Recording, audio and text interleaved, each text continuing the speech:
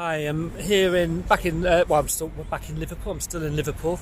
Just met one of the speakers who would like to just add a few more words.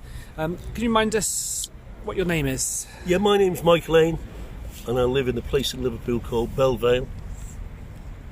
And what brought you here to this protest? Well, it was important that I came here today to inform the people of what's happened to me through COVID-19, how I was, I had to wait 7 or 8 months, nearly 8 months, to get a proper diagnosis before I could have what was called a sigmoidoscopy. I should have been fast-tracked from the beginning in March, but because of the COVID-19, I had to wait 7 or 8 months until I was sent for a sigmoidoscopy, and then it was found out I had cancer. But 7 or 8 months had passed, and the cancer tumour doesn't wait; it grows. So it's grown very large, and I'm angry. Thousands and thousands of cancer patients are going to die because of COVID-19. There's probably more people going to die because of COVID-19 than who are going to die of COVID-19, because we all know that 99.9% of people who get COVID-19 recover. Yeah. So we've got there's a big crash at hospital. Just going back on your story, can you just tell us what happened? And during lockdown, you were not feeling well. You had an appointment. I wasn't feeling well. I went to my doctor. Initially, I was misdiagnosed by 2 hospital doctors, because unlucky for me, I was taking a blood pressure pill which was giving me stomach pains. I had, diarrhoea, so I went to the hospitals and they said, "Oh, you've got diverticulitis." They didn't say I had it. They said it was suspected, but I never had any tests even for that. So my 2 GPs at my doctors were treating me for diverticulitis and giving me antibiotics when I had cancer. But then one of the senior GP, she said, "Look, I'm going to send you to see a specialist." But a few months had passed then, I don't know how many, it could be 3 or 4 months with the cancer. So she sent me and made an appointment for me to see a specialist. But because of COVID-19, I should have been fast-tracked, but I wasn't, because all the hospitals were partially closed down because of COVID-19. And the truth is, there wasn't many COVID patients in the hospitals anyway.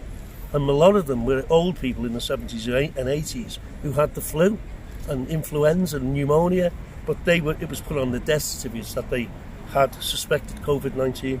And this is the situation that I was in. So I've been really unlucky. And 7 or 8 months have passed, and last week I was told that I had a 4-centimetre tumour in my colon. Now that's got to be operated on, and they go in through the front to get to that. So I'm really scared even for that operation, and then I've got to have the scary chemotherapy before that to try and shrink the tumour. But all this would have been, you could have bypassed all that had it been found a lot more earlier, but they didn't fast track me, which they should have done because of COVID-19, because the hospitals were partially shut. And last night I was watching the TV, typical BBC, the British Brainwashing Corporation. And on the BBC they went into a hospital in Liverpool called the Royal, and they made it made it all look massive and bigger than what was going on. The BBC does. And they interviewed people and looked like they were in space suits. But the truth is, there's only about 30 or 40 people in the Royal with COVID-19 suspected. A lot of them, as we're moving now into coming closer to the winter, a lot of them are old people who've probably got other problems and they're being told that it's COVID-19.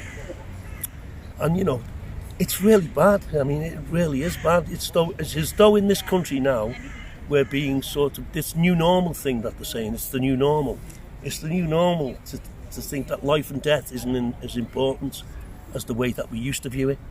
This is what's happening. It really angers me. But isn't also the kind of crazy thing is we're being told to follow all these restrictions, to look after your grandma and all the rest of it. So we're actually kind of getting the opposite result, aren't we? Yeah, because we're denying I'm people... 66, I'm a pensioner. Right. I don't want young people to be wearing a mask because of me. What they should do is isolate the old people, and the vulnerable. Yeah. Not isolate them. I don't mean say you've got to stay in by law. I mean, give them the opportunity if they want to, or if they don't, and certainly financially make it, give them some sort of finance towards it, government finance, rather than shut the whole country down and lose billions. Yeah. Let's get to the people who are vulnerable, most vulnerable, and tell them to stay in. If they want to stay in, they don't have to. It's up to them. Exactly, that's called freedom, it's up to them. and free I don't choice. want young people, and any young people watching this, take the mask off. Don't wear it because of me. I don't want you to suffer because of me. It's up to me whether I go out or whether I don't. I don't want you wearing a mask. Because young people, most young people don't die of it. They just get like flu symptoms or cold symptoms. And like I said before, it doesn't. So do old people, because 99.9% of all people recover from it. I've got a friend who's got it now. He said it was like the flu. Right, he was tired. He was tired, and it's like the flu. And he's nearly got over it now. Because his wife's a nurse, and I can't say which hospital, because if they suss out who it is, she'll get the sack.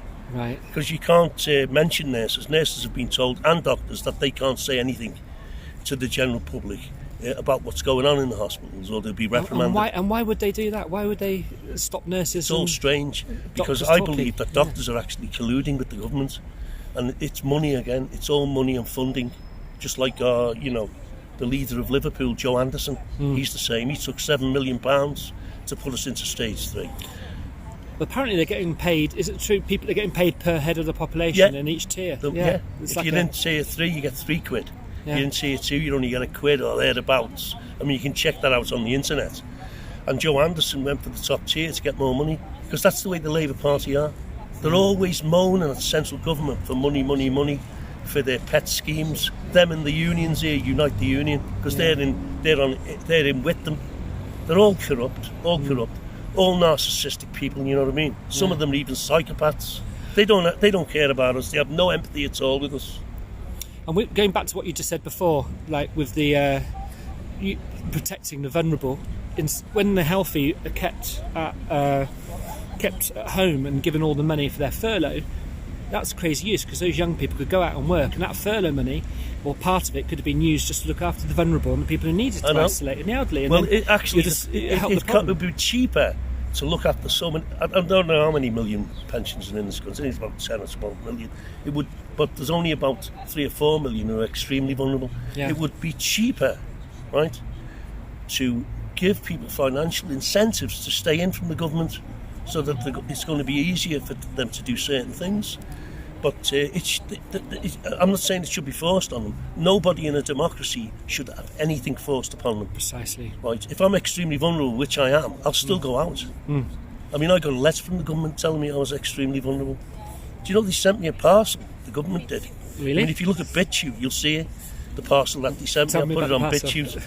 But if you go to BitChute, go to Google first and Google it. Okay. Google Mike Lane BitChute, because the BitChute search engine's pretty bad. Right. And it'll take you to them, and you'll see a video I did on the food parcel that I received. And after 2 or 3 weeks, I couldn't store the stuff because I couldn't eat it. It was that cheap and nasty, you couldn't even eat it. So I had to put a note on the door saying, please stop leaving these parcels, I don't want them.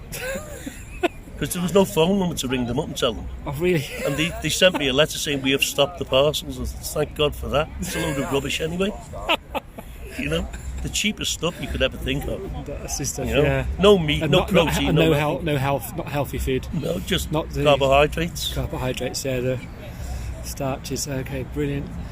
Okay, fantastic. So you can find Mike Lane. Spell it on BitChute. Mike Lane is MikeLane. Okay. Put that into Google, and then put next to it BitChute, and the Google search engine will take me to it faster than what BitChute search engine will. Okay. I know it sounds crazy, but that's one good thing Google are doing anyway. Besides censoring everything, and YouTube are censoring everything. Yeah. Well, fantastic, Mike. Thank you very much. Thanks. Cheers.